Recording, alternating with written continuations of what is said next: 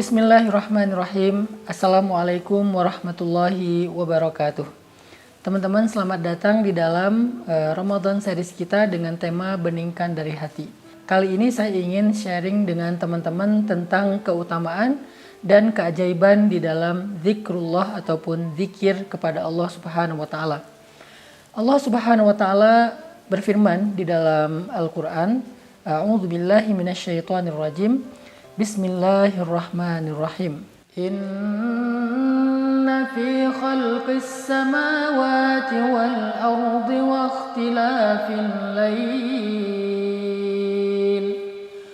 ikhtilafil laili wan nahari la ayatin liulil albab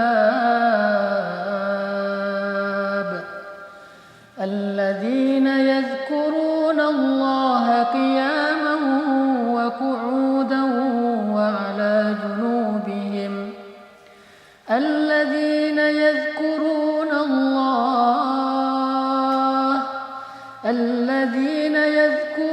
الله قياما وقعودا وعلى جنوبهم.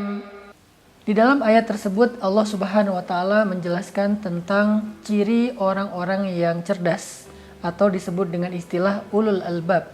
Ulul albab itu artinya orang yang memiliki pikiran yang cerdas, perasaan yang peka, dan hati yang lembut. Sehingga Allah Subhanahu wa taala memberikan mereka gelar dengan nama ulul albab. Nah, apa ciri-ciri orang yang ulul albab ini? Orang yang peka, orang yang hatinya halus atau lembut, orang yang pikirannya cerdas ataupun brilian. Siapa mereka? Apa ciri-ciri mereka? Ternyata salah satu di antara ciri-ciri mereka adalah yadhkurunallah. Mereka selalu mengingat Allah. Selalu mengingat Allah yang Allah istilahkan dalam keadaan qiyaman wa qu'udan wa ala junubihim. Dalam keadaan mereka berdiri, dalam keadaan mereka duduk, dan dalam keadaan mereka berbaring. Ini adalah sebuah ilustrasi bahwa mereka mengingat Allah itu bukan hanya ketika sholat, tetapi mereka mengingat Allah dalam kehidupan mereka, apapun kondisi yang sedang mereka jalani. Mereka selalu mengingat Allah, dan itulah ciri orang yang cerdas. Nabi SAW mengatakan perumpamaan orang mukmin yang berzikir kepada Allah Subhanahu wa taala itu adalah seperti perumpamaan orang yang hidup. Sedangkan orang yang tidak mengingat Allah atau berzikir kepada Allah itu seperti orang yang mati. Artinya kehidupan hati seseorang, jiwa seseorang itu ada di dalam zikrullah. Sehingga bisa dikatakan hati yang tidak pernah berzikir, jiwa yang tidak pernah mengingat Allah, pikiran yang tidak pernah mengingat Allah, itu seperti jasad tanpa nyawa. Jasad tanpa nyawa maka disebut dengan mayit dan tidak berharga. Inilah diantara banyak sekali dalil-dalil tentang keutamaan zikir. Nah, bagaimana cara kita berzikir kepada Allah Subhanahu wa taala agar kita termasuk ulul albab, agar kita dianggap sebagai orang yang hidup, agar kita diumpamakan seperti syajaratun thayyibah, pohon yang berkah, agar kita diistilahkan dengan jeruk yang harum dan manis dan juga sehat. Bagaimana cara kita berzikir kepada Allah Subhanahu wa taala? Yang pertama adalah berzikir kepada Allah dengan lisan. Berzikir kepada Allah dengan lisan itu artinya kita selalu mengawali segala sesuatu dalam kehidupan kita dengan menyebut nama Allah. Itu zikir lisan kita yang paling gampang. Minimal kita bilang bismillah. Dalam aktivitas apapun, selama aktivitas itu adalah sesuatu yang baik dan sesuatu yang mubah, maka kita awali dengan bismillah. Bahkan sesuatu yang mubah itu artinya tidak berpahala, tidak berdosa. Kayak kita lagi olahraga, kita lagi makan, kita lagi tidur, itu kan pekerjaan-pekerjaan atau aktivitas yang tidak berpahala tapi juga tidak berdosa. Ketika kita melakukannya dengan menyebut nama Allah di awal, maka semua itu bernilai ibadah di sisi Allah Subhanahu wa taala.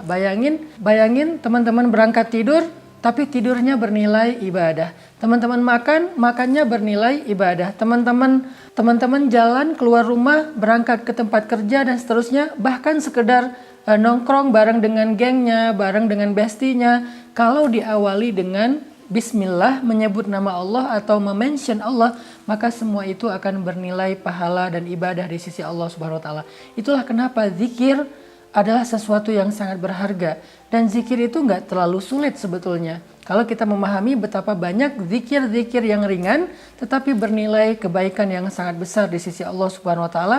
Salah satunya adalah zikir dengan menyebut bismillah di awal setiap aktivitas kita. Kemudian kita juga bisa zikir lisan dengan cara menyebut nama Allah dalam hal-hal yang lain selain mengawali sebuah aktivitas. Misalnya ketika kita takjub melihat sesuatu, kita mengatakan Masya Allah, kita katakan Subhanallah. Ketika kita dalam keadaan lemah, kita bilang La haula wa la quwata illa billah. Ketika kita ngerasa sendiri, kita bilang Hasbiyallah wa ni'mal wakil. Ketika kita gelisah atau ketika kita merasa nggak nyaman, kita katakan A'udzubillahi minasyaitonirrajim. Banyak lagi kalimat-kalimat yang di dalamnya ada nama Allah, maka itu bermakna zikir. Dan kata Nabi, segala sesuatu yang di dalamnya ada nama Allah, maka Allah akan berikan keberkahan dan kebaikan. Ini adalah contoh-contoh dari zikir lisan. Nanti ada lagi zikir lisan yang ringan tetapi besar sekali pahalanya di sisi Allah. Kata Nabi, kalimatan khafifatan alal lisan, sakilatan fil mizan, habibatan ilar rahman. Ada dua kalimat yang diucapkan dengan lisan itu ringan banget, tetapi dia sangat berat timbangan kebaikan atau pahalanya di sisi Allah, dan juga sangat dicintai Allah kalimat ini. Apa dia? Subhanallahi wa bihamdih, subhanallahil azim. Jadi teman-teman, sehari sekali aja subhanallahi wa bihamdih, subhanallahil azim itu udah luar biasa, bisa memberatkan timbangan kebaikan kita dalam satu hari itu loh. Apalagi kalau teman-teman bisa mengatakannya lebih dari sekali. Teman-teman juga bisa zikir lisan setelah sholat, la ilaha illallah, kemudian subhanallah, alhamdulillah, Allahu akbar 33 kali, dibiasain after sholat. Ini semuanya adalah bentuk zikrullah yang bernilai kebaikannya luar biasa, dan juga bukan sekedar pahala kebaikan di akhirat, tetapi juga berbentuk keberkahan dan kebaikan dalam kehidupan kita di dunia. Yang kedua, setelah kita berzikir dengan lisan, ada juga varian zikir hati atau zikir qalbu. Gimana sih zikir hati ini? Allah Subhanahu wa Ta'ala berfirman, Alladzina idza dzukirallah wajilat qulubuhum. Orang yang kalau ingat Allah, hati mereka jadi bergetar. Nah, ini hatinya yang bergetar, gimana cara kita berzikir dengan hati sampai hati kita bergetar?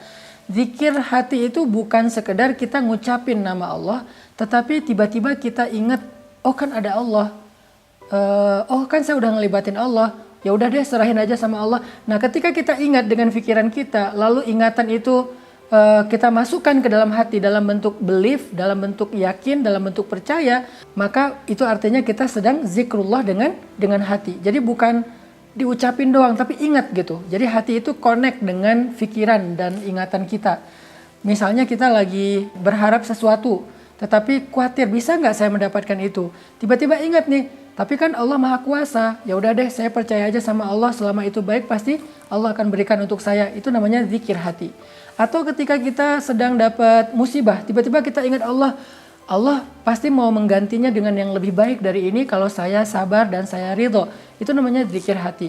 Ketika kita mau berbuat dosa, tiba-tiba ingat Allah, jadi mengurungkan niat kita untuk berbuat dosa, jadi nggak berbuat dosa lagi, maka itu adalah zikir hati.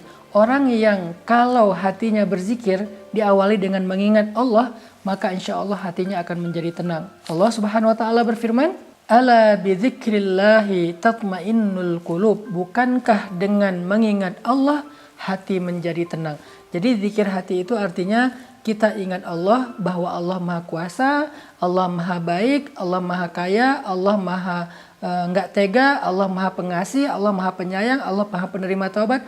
Segala kebaikan Allah kita ingat sesuai dengan konteks masalah yang sedang kita hadapi, lalu kemudian kita belajar yakin dengan kebaikan Allah itu, insya Allah terasa di dalam hati kita dalam bentuk tuma'ninatul qalb, tenang hatinya, maka itu berarti kita sudah berzikrullah dengan hati itu.